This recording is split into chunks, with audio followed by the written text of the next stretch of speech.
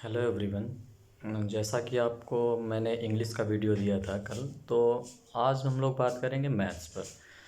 तो मैथ्स को लेकर मैं ये कहूँगा कि पहले तो आपको किसी टीचर से पूरा सिलेबस एक बार पढ़ लेना है, क्योंकि इंग्लिश मैथ्स का ये है, क्योंकि अगर आप अपने आप से करोगे तो आपको टाइम ज़्यादा लगेगा, और कोई टीचर अगर है तो वो आपको सब कुछ अरेंज करके दे देगा, तो वो ज़्यादा सही रहेगा। और किसी भी टीचर से आप पढ़ सकते हो, यूट्यूब पर सारे लोगों के वीडियोस पड़े हैं, आप उसमें देख लीजिए। जिस किसी से आप अच्छे से आपको लग रहा है कि मुझे समझा पा रहा है, तो आप उसको फॉलो कर सकते हो, उसी से पढ़ सकते हो, पूरा बैच भी ले सकते हो, ठीक है। और अगर आप अफोर्ड नहीं कर सकते तो आप किसी भी टीचर के यूट्यूब से ही पढ़ सकते हो, क्योंकि लगभग आज अगर आप देखोगे तो हर एक टीचर ने पूरा सिलेबस फिनिश करा रखा है अपने आप से ही, ठीक है। तो उससे आप पूरा कर सकते हो। और मैं तो सजेस्ट किसी को नहीं करूँगा, क्योंकि अगर मैं कहूँगा तो ज़रूरी नहीं कि आपको वो टीचर पसंद आए और ये एक प्रमोशन तरीके का हो जाएगा।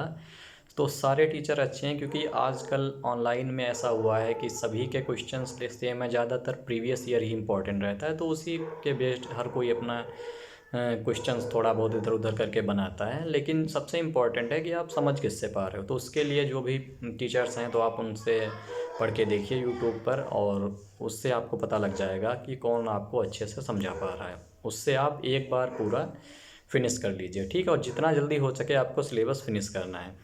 और अगर नहीं आप अफोर्ड करना चाहते या नहीं बैच लेना चाहते तो कोई दिक्कत नहीं, आप आराम से उसकी प्लेलिस्ट में जाइए, और सारा कुछ यूट्यूब में आपको फ्री पड़ा हुआ मिलेगा। और मैंने हर टीचर को देखा है, सभी ने पूरा पूरा सिलेबस फिनिश किया है, ठीक है। और लेकिन उसके साथ थोड़ा मेहनत आपको ये करनी पड़ेगी कि वो वीडियोज हो सकते हैं कुछ पुराने हों या ऐसा कुछ हो, तो आपको करंट में जो लेटेस्ट क्वेश्चंस चल रहे हैं उनकी प्रैक्टिस आपको खुद से कर लेनी है। तो कोई नीड नहीं है कि आप खरीदो ही हो, मतलब बैच आपको लेना ही है, या ऐसा कुछ नहीं है। क्योंकि अगर बहुत लोग सोचते हैं कि मैं अपने आप से कर लूँगा या ऐसा कुछ है, तो मैं कहूँगा किसी टीचर की हेल्प लेना मैथ्स में ज़्यादा बेटर रहता है, क्योंकि करने को तो आप अपने आप से भी कर सकते हो, ऐसा कुछ नहीं है कि नहीं किया जा सकता, क्योंकि आपने पढ़ रखा होता है पहले से वही 10-12 का सिलेबस और वही सब होता है इसमें। बट टीचर ये करता है कि आपको जो क्वेश्चंस हैं वो अच्छे से अरेंज करके दे देता है, और प्रैक्टिस के लिए कुछ सीट्स भी रहती हैं, वो भी प्रीवियस ईयर से हो जाती हैं। तो आराम से आप नहीं लेना चाहते कोई दिक्कत नहीं है आपको। आप लोग क्या करना, यूट्यूब से पूरा सिलेबस एक बार किसी भी टीचर से पढ़ लेना, ठीक है। तो ये हुई पहली बात। फिर इसके बाद क्या रहता है कि जितनी जल्दी हो सके आपको टीचर से पढ़ के और वहाँ से निकलना है। ये एक थोड़ा मैं बता रहा हूँ, ये हो रहता है सीन कि फिर पता चला फिर वो मेंस का बैच लेके आ रहे हैं, फिर कोई प्रैक्टिस बैच लेके आ रहे हैं, अब उसमें लगे पड़े हो। तो ये चीज़ें फिर बेनिफिशियल नहीं रहती। आपने एक बार पूरा सिलेबस पढ़ लिया किसी टीचर से, लेटेस्ट क्वेश्चंस प्रैक्टिस कर लिए, और अब उसके बाद आपको खुद से जितनी ज़्यादा हो सकना है उतना ज़्यादा आपको प्रैक्टिस करना है, क्योंकि जितनी ज़्यादा आप प्रैक्टिस खुद से करोगे वही आपको एग्ज़ाम में फ़ायदा मिलेगा। क्योंकि जब आप खुद से सॉल्व करते हो तब आपको पता चलता है कहाँ पर मैं मिस्टेक्स कर रहा हूँ या क्या हो रहा है मेरे साथ, तो उन चीज़ों से आप सीखते हो, फिर आप उनमें और इम्प्रूवमेंट लाते हो। मैं बताऊँ तो जब आप डेली ये सब करोगे तो कुछ ऐसी चीज़ें आप फाइंड आउट कर लोगे जो खुद टीचर नहीं आपको बता सकता। क्योंकि ये सब मैंने देखा है, अगर मैं अपना बताऊँ तो कुछ चीज़ें ऐसी हैं मेरे पास जो मुझे नहीं लगता मैं अगर आपको बताऊँगा तो बेनिफिशियल रहेंगी, क्योंकि ये उसी के लिए फ़ायदा करती हैं जिसने उतनी ज़्यादा प्रैक्टिस की है। तो उस हिसाब से आपको एग्ज़ाम में आप उसे इम्प्लीमेंट भी कर पाओगे। नहीं तो मैं सिखा दूँ और उसके बाद पता चला कि एग्ज़ाम में और आप चौपट करके बैठ के बोले ये क्या बता दिया, ये तो सब बवाल है। तो ये खुद आप जब प्रैक्टिस बहुत करोगे तो आपको पता लग जाएगा कि क्या क्या चीज़ें होती हैं, कहाँ पर आप लैग कर रहे हो, कुछ नई शॉर्ट ट्रिक्स आप खुद से निकालोगे। और ये सभी के साथ होता है, तो आप आपने सुना होगा कोई बताता है कि टॉपर से ये स्ट्रैटेजी मैंने फॉलो की और ये शॉर्ट ट्रिक्स मैंने अपनाई, तो वो आप खुद से बनाने लग जाओगे जब आप बहुत प्रैक्टिस करोगे। ऐसा तो है नहीं आपने पूरा सिलेबस नहीं पढ़ा, आपने सिलेबस टीचर से कर लिया है, आपने प्रीवियस ईयर क्वेश्चंस भी कर लिए हैं। अब आप और ज़्यादा प्रैक्टिस के लिए उन्हीं को बार बार करोगे और कुछ अलग से भी पढ़ोगे, तो आपको उसमें कुछ ना कुछ मिलेगा जिससे आप तैयार कर लोगे। अब एक सबसे इम्पॉर्टेंट जो बात आती है वो आपको क्या करना है कि आपको शॉर्ट नोट्स बनाने हैं। अब शॉर्ट नोट्स कैसे क्या बनाएंगे तो मैं डिटेल में बता देता हूँ, कोई दिक्कत नहीं है ऐसा कुछ।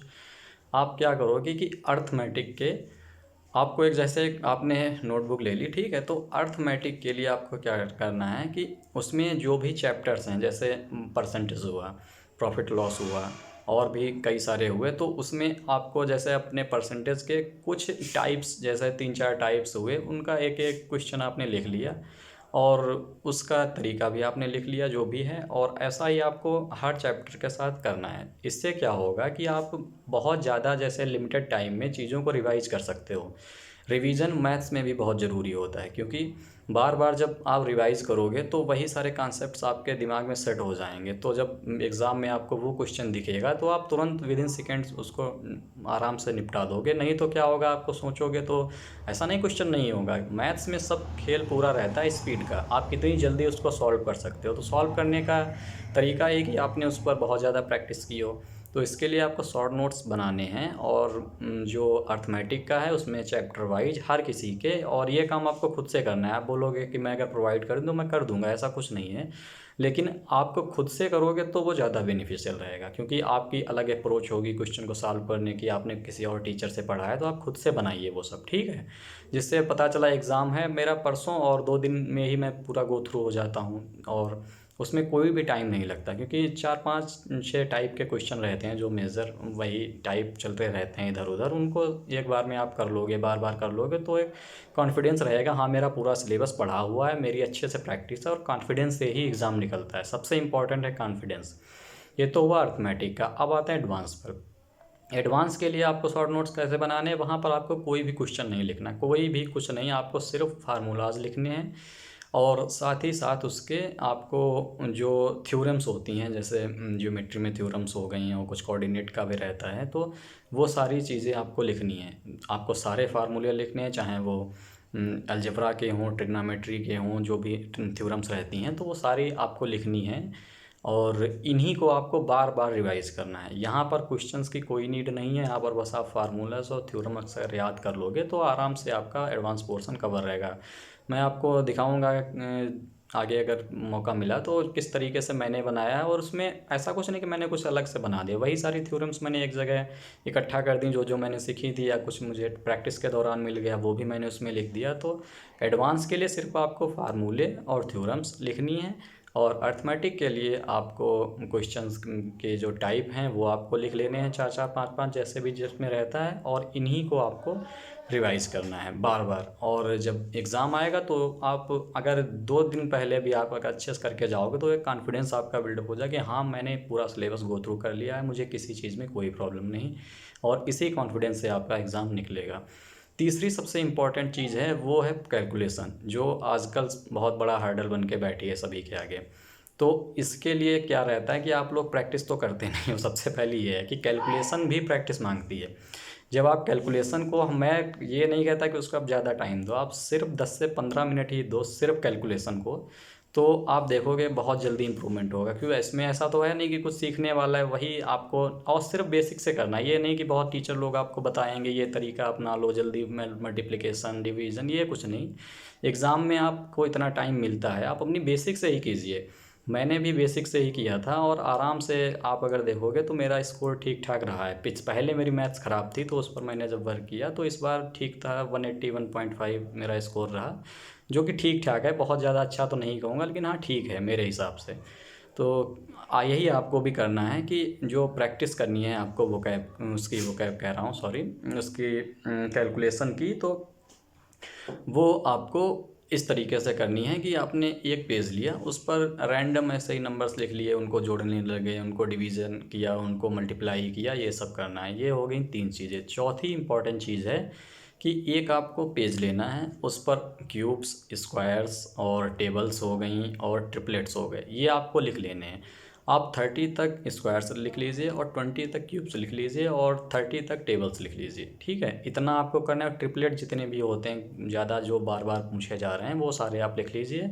और इसको जहाँ पर आप डेली पढ़ रहे हो आपको टेबल के सामने ही चिपका लेना है, ठीक है, दीवार पर।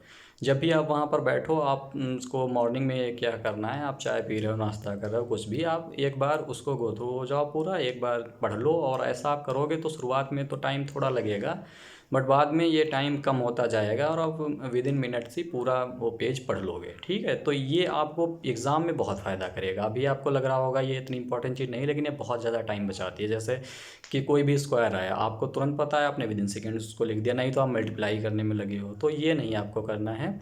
ये ऐसे ही आपको बनाना है एक पेज, और ये बहुत ज़्यादा फ़ायदेमंद रहेगा आपके एग्ज़ाम के लिए। तो इतना तो मेरे तरफ से रहा है, और कुछ देखता हूँ अगर रह गया हो तो। हाँ, इतना ही है, क्योंकि देखो, जो सिलेक्ट होते हैं वो ऐसा नहीं कुछ मतलब अलग से करके आते हैं, रहता वही सब है, बस उनकी प्रैक्टिस बहुत ज़्यादा होती है।